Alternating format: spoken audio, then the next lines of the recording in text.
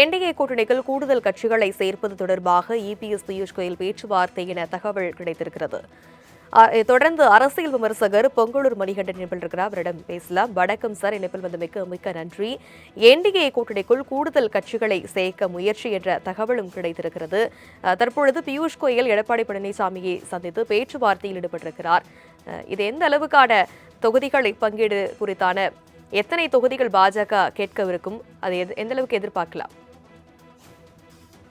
அனைத்து இந்திய அண்ணா திராவிட முன்னேற்ற கழகம் பிஜேபி கூட்டணி அமைந்த பிறகு தமிழ்நாட்டில் வெற்றி என்பது நிச்சயிக்கப்பட்ட ஒன்றாக மாறிவிட்டது. எனவே வெற்றியினுடைய வலிமையை இன்னும் மேலும் கூடுதலாக்க வேண்டும் என்கிற அடிப்படையில் அனைத்து இந்திய அண்ணா திராவிட முன்னேற்ற கழகம் தொடர்ந்து பல்வேறு கட்சிகளை இணைக்கிற முயற்சியில் ஈடுபட்டுக் கொண்டிருக்கிறது. அதன் தொடர்ச்சியாக பாஜகவும் அந்த முயற்சியில் ஈடுபட்டுக் கொண்டிருக்கிறது.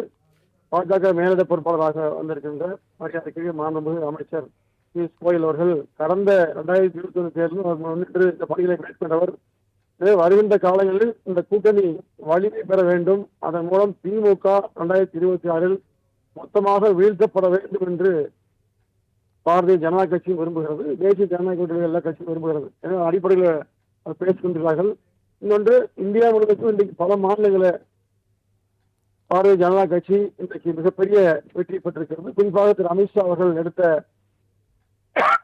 பல்வேறு முயற்சியின் காரணமாக தொடர் வெற்றிகளை தேசிய ஜனநாயக கூட்டணி பெற்றிருக்கிறது.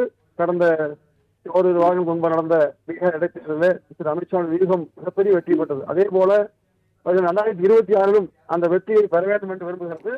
நிச்சயமாக அனைத்து இந்திய அண்ணா திமுக பாஜக கூட்டணி மிகப்பெரிய வெற்றியை பெறும், வலிமையான வலுவான கூட்டணி உருவாகும். ஓபிஎஸ்ஸையும் டிடிவி தினகரனையும் பாஜகவில் இணைப்பதற்கான முயற்சி மேற்கொள்ளப்பட்டு வருவதாகவும் சொல்லப்படுகிறது.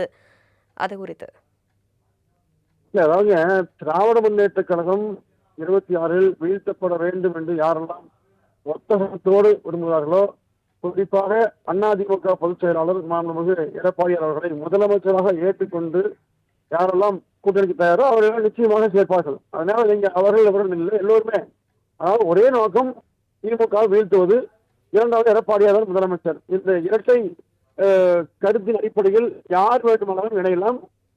எல்லோரும் இணைப்பதற்கான முயற்சியில் நிச்சயமாக அதிமுகவும் சரி பாஜகவும் சரி முயற்சி இருக்கு. அந்த முயற்சி தொடர்ச்சியாக எல்லாமே பேசப்பட்டிருக்கு. இணைப்பில் வந்து உங்களுடைய கருத்துக்களை பகிர்ந்தமைக்கு நன்றி திரு பொங்கலூர் மணிகண்டன்.